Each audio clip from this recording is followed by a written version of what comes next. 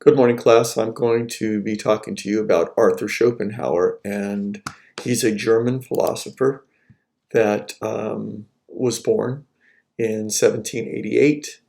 So just right around the time of the French Revolution, the American colonies had already been established. We were already past our American Revolution, declared in 1776. So 1788, just a little bit past the time of the Declaration of Independence and just a little bit before the French Revolution in 1789. And then, of course, he lives all the way till 1860, and the world has gotten increasingly complex. We've already had Napoleon, we've already had the movement of Romanticism. Who else has existed during this time? Beethoven has lived and died by this time. And there's black and white photography, and Abraham Lincoln is actually alive at this particular time in 1860. So anyway, Schopenhauer dies in 1860. There's black and white photography of him. So unlike a lot of philosophers that we've met, there's only paintings or sculptures of them. We actually know what Schopenhauer looked like. And he was handsome as a young man. His older photographs look horrible. He looks sour and kind of depressed and deflated. But his philosophy is realistic and pessimistic, and he has a lot of fans and a lot of people who feel that he's too pessimistic as well. So I want to start with a quick statement about something that appears in his famous book called The World as Will and Idea, which is his magnum opus. It's his big work for which he's most famous. The World as Will and Idea, written in 1819. And this is one of the passages in that book. And it talks about an anthropologist who comes across a scene, and this is what he writes: an immense field entirely covered with skeletons, for which I took to be a battlefield. However, they were nothing but skeletons of large turtles, 5 feet long, 3 feet broad, and of equal height. These turtles come this way from the sea in order to lay their eggs, but are then seized by wild dogs who, with their united strength, these dogs turn them over on their backs, tear open their lower armor and the small scales from the belly, and devour them alive. But then a tiger often pounces on the dogs. Now, all this misery is repeated thousands and thousands of times, year in and year out. For this then are these turtles born. For what offense must they suffer this agony? What is the point of the whole scene of horror? So it's kind of an interesting citation that appears in Schopenhauer's book, and it's kind of like an awful moment. You can see a slow, lumbering sea turtle being turned over on its belly by a pack of wild dogs and eaten alive. Amazing. And for Schopenhauer, this represents this blind force that exists in the world that's very amoral and deadly. So let's go back and start at the level of metaphysics for Schopenhauer. Schopenhauer believes that there isn't a creator or a God. There is just simply something in the universe that is called will. Will. It's a force, like an energy, and it kind of infuses everything from planets to rocks. Here's a rock, or a flower, or anything that's alive with some kind of life force. Even a rock, in a sense, has will in it. So this energy called will makes all things to be infused with will. So so even inorganic matter has it, although I've never been really clear how an inorganic thing like a rock can have something like will, which is passionate and kind of deadly. It's sexual and it's aggressive. So it's really kind of weird, because then you think of, apples and oranges. These things also have will.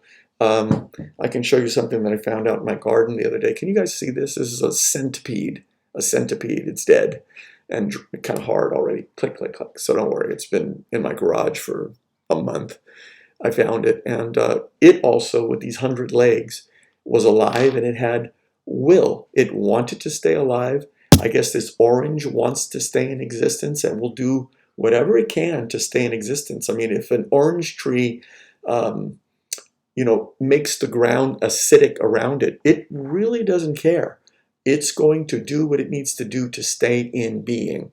And the same is true for any other creature that exists. It has will. And we're talking about human beings. We are a really, really kind of ultimate expression of this force in nature called will. Now go back to the title of the book, The World as Will and Idea. Schopenhauer says that our primary experience of the world, whatever we're looking at with our senses, is that the will is kind of like underneath every single thing. And yet, the way I perceive it is basically as an idea.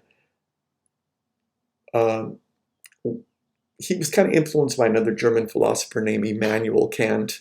And those of you who go on in philosophy, maybe you'll even come across that name. Ours is kind of a survey course. So we kind of skip quickly through the history of philosophy. But previously, there was a German philosopher, Immanuel Kant, who had influenced Schopenhauer. And Kant basically said that we can't really see the world as it really is. It's filtered through our brains. So we think we kind of feel the rays of the sun, but it's really our brain or our perceptions feeling the sun. In other words, I might feel it as intensely hot. Somebody else might feel it as it's a kind of a cool day. Hot and cold are experienced differently by us. Salsa, my wife loves hot salsa. I can deal with it to a certain extent. But we all experience this outside world somehow as an internal subjective thing. So the world outside is always just kind of filtered through our perception, and that's what that um, quotation that I've kind of put up refers to. I experience the world basically as my own perceptions. Now, as I perceive the world, I have a phenomenal impression of the world, and you'll see that as well. I experience the phenomenon of the outside world, its colors and tastes and smells. This little plant that I have here, I'm not exactly sure what it is, gardenia, I think, is really pungent. I wish you could smell it, just filling the whole room. I smell it in a certain way, but another person might not smell it at all due to allergies. So anyway, that's the subjective aspect of the world. But anyway, I experience the phenomenon part of the world, the green, the color, the light little pink flowers. I experience the phenomenon of the world through my senses. But Schopenhauer would say that the world also has an underlying part of itself too. And this comes from Immanuel Kant, meaning that I see the external phenomenal world, but underneath the appearances is something called the noumenal world. It's a Greek thing, a Greek word. The noumenal, the underlying aspect of the world, something that's underneath the bones and the skin, that you have something that's underneath everything. And that's that energy that Schopenhauer talks about called will, this energy. And it's a very dark kind of force. It's especially in living things. It's amoral, sexual. It wants gratification, and above all, it wants to stay alive. And it kind of gives us this kind of restlessness because we're always trying to be sexual. The species wants to propagate itself. There's this survival instinct, and it'll do whatever it needs to do to stay alive. And so blind will is kind of amoral and horrific, and it doesn't really consider anything else. So if you think about it, if you're a Christian or if you're a Buddhist, which the idea of nature is much more kind of positive. We all know that we have suffering in our life, but there's a fundamental goodness to human nature. Maybe even though we have a dark element to ourselves, there's something else above us that can be very nurturing. I mean, biology and anthropology is saying that human beings actually are not as self-centered as you might think. And you might, well, that doesn't show up very well through the news nowadays. If you look at the Holocaust and genocide and the war and, corporations, and if you look at all of that, you'd see that the world is kind of a bitter, antagonistic place. But human beings actually survive by sharing, hunter gathering societies and taking care of the young and building fires to defend themselves and building cities. So it's been said that warfare is actually kind of recent in human existence. In other words, go back 250,000 years, people were kind of grubbing around for roots and surviving the Ice Age 10,000 years ago. And it was only until we had cities and agriculture and we had to build walls around things, people wanted to get those things, that we started to create kind of a war mentality. But that's only been like in the last 8,000 years or so.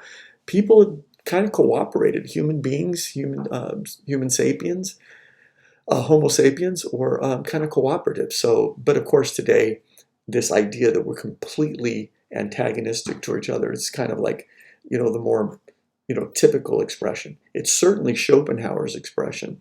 And if you think about it, Schopenhauer has this conception that this will that's in us, which will devour us. I mean, think about parents sometimes antagonizing their kids, almost to the point where some kid turns around and maybe murders the parents. You'll hear about dark stories like that, or families that turn on each other, or there's always this dark elements, and Schopenhauer's in contact with that, going back to that turtle story, to this ugly, dark element that's in the world, and he attributes it to will. He calls it the will. It's similar to Sigmund Freud's idea of this thing underneath the appearances of our personality called the id. Id in Greek meaning id, id, id. There was a movie not too long ago called It, and that's what id means. It means it. It's not even nameable. It's something that's underneath the iceberg of our personality. At the tip of our iceberg, you'll see me as your professor, the people that you interact with. I mean, we come to school, when we were going to school, clothed and basically bathed, and we put on our public self. But underneath the appearance of what we see of the tip of the iceberg is this huge thing underneath the iceberg, where our passions and this really dark manifestation of our will takes place. If you think about men's behavior, sorry to the guys if I throw you under the bus a little bit, but men oftentimes will come across as being kind of like, I mean, some people are kind of direct about what they want, and they will just be quite sexualized and say, hey, I want to get with you, and they don't put too much cherry coating on it and stuff like that. But most people play a game of kind of like being, I smile, you can see my teeth, you see my perceptions, you see my body language, and you tend to think, oh, this person's kind of, seems to be okay. That is a public persona masking this underneath thing called will. Women have it to a certain extent too. They'll come across in public as, having this certain look. Not everybody, some people are just kind of straight up being, I'm going to be who I am, and I'm not going to hide that very much. But most people have a public persona that wants to smile and be kind of public and sociable. But underneath male or females is this dark force of competition and sexualized aggression and anger and jealousy and possessiveness. And these are elements that are infused into nature by this thing called will.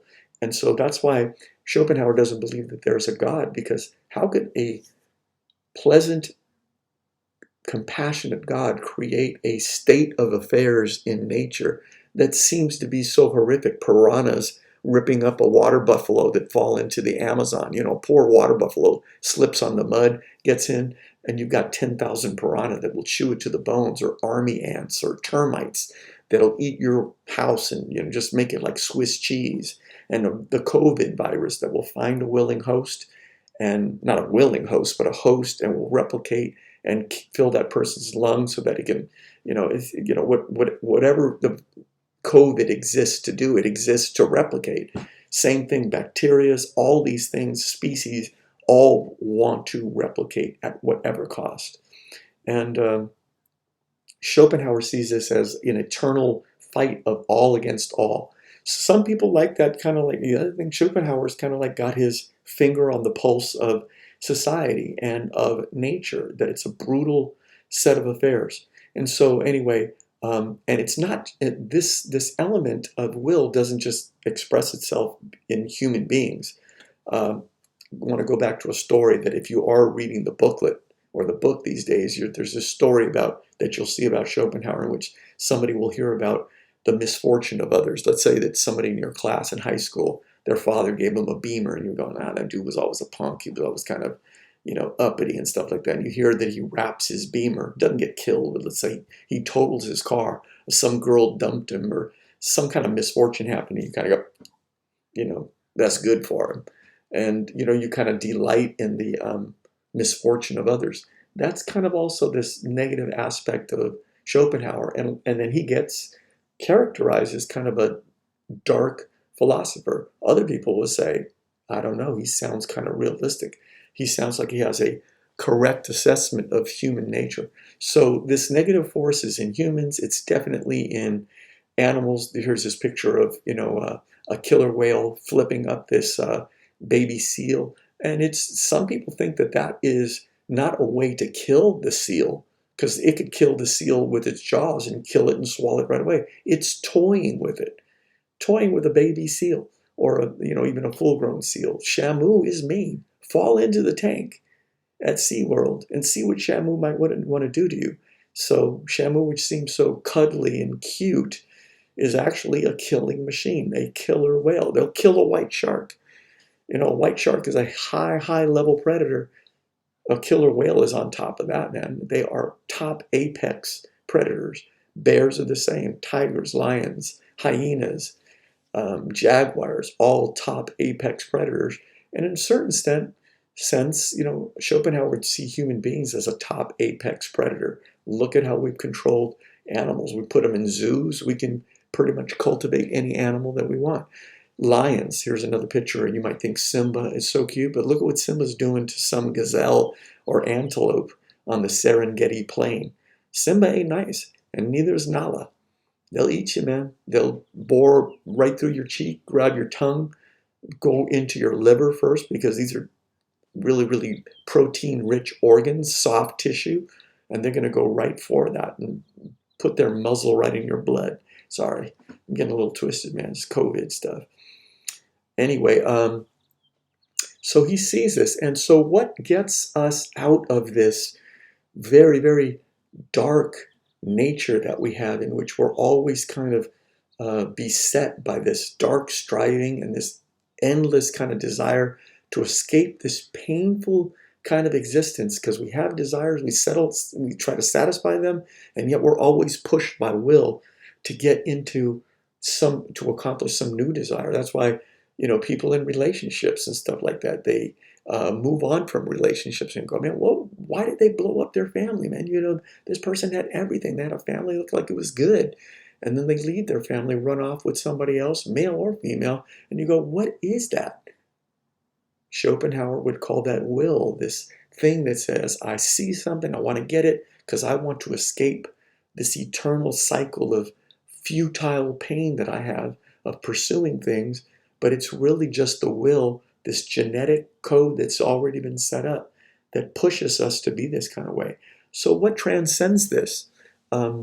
In the book, it doesn't really go into it that much, but if you saw the video that I have in this module section, which talks about Schopenhauer's ethical theory, you'll see that the person who understands this repetitious cycle of competition and misery has to get out. Some human beings are able to get out of it. People like the Buddha or Jesus of Nazareth, who see the darkness of the world. They certainly understand that the world can be a dark place full of suffering, but they transcend that because they understand that they have to kind of settle their brain on the contemplation of something above all this striving, to look at beauty, to look at nature, and to be kind of indifferent and disinterested in things. In other words, it's kind of weird because Schopenhauer, if you see the video that I attached, the YouTube video, you'll see that the person who is the most realistic person for Schopenhauer is the person that just understands that life is going to have a certain amount of misery. Now, you guys are young. You don't want to hear this and stuff. You want to kind of think, man, no, man, I want to get my thing going. I want to have a life. There's even with this planet and the condition it's in, I got a future. I got school. I got a job. I want to find love. I want to find relationships. I want things. I want to travel. Schopenhauer looks at those as kind of futile things because you're never going to quite get out of this ugly existence that we're in. So that's why Schopenhauer is kind of dour, sour, kind of like, man, like his face almost has kind of like a sour countenance, but you kind of see that maybe he's onto something. Some people like the reality of Schopenhauer. So, for instance, those of you who think, man, I'm not going to get into any kind of long-term relationships. Why am I going to do that? I'm going to be polyamorous. I'm going to get a Tinder account. I'm going to have like a monogamous, non-committed relationship. I'm going to be with somebody, but they're going to have to understand that I'm going to go out and play. And, Schopenhauer would look at that and say, yeah, that's a person who's kind of understanding that the will is never going to let you be in peace. So some people just kind of understand that that's what it's going to be, how it's going to be. Now, Schopenhauer isn't recommending people to be kind of, ethically non-committed to stuff. He thinks that even the people who are going off and getting into relationship after relationship, that's just ego-driven. That's just kind of the will coming out, which means that you really don't care about nobody else. It's just blind will. It's a lion grabbing some gazelle or antelope and eating it, and you're just consuming on things. So the ethical person who he calls the genius, even though it doesn't say this in the book, it says this in the YouTube article link, excuse me. The genius is the person who can look face to face into the reality of life and decide, I'm not going to do that way. I'm going to contemplate beauty and higher music. You'll see in the book, for instance, he'll say that people who sit back and contemplate Baroque music, like when you listen to Vivaldi, The Spring, it's so beautiful. Dun, dun, dun, dun, dun, dun, dun. If I was more, I'll try to like embed that little piece from Vivaldi and stuff. You've all heard it and stuff like that. When we're sitting back and listening to Baroque music, which would have been a music that was just a little bit prior to Schopenhauer's time, but he would have loved things like Pachelbel and Vivaldi and the great developers of concertos and stuff like that from the Romantic period, and Bach. So he would have thought listening to that kind of music puts people in the highest contemplation. But even those people can never get rid of the blind force, which is will, which will always keep us captive. We can come up with art. We can come up with putting nice tablecloths. You sit down at a dinner table, you'll see that they'll have this little candle, on the dinner table and stuff like that, and they'll light it, and you'll put linen on the table, and people will eat with their forks and knives and try to show that we as human beings can transcend these egotistical drivings and strivings. But it's all window dressings, because ultimately we are a species that's completely subjugated to the existence of will. I'll see you.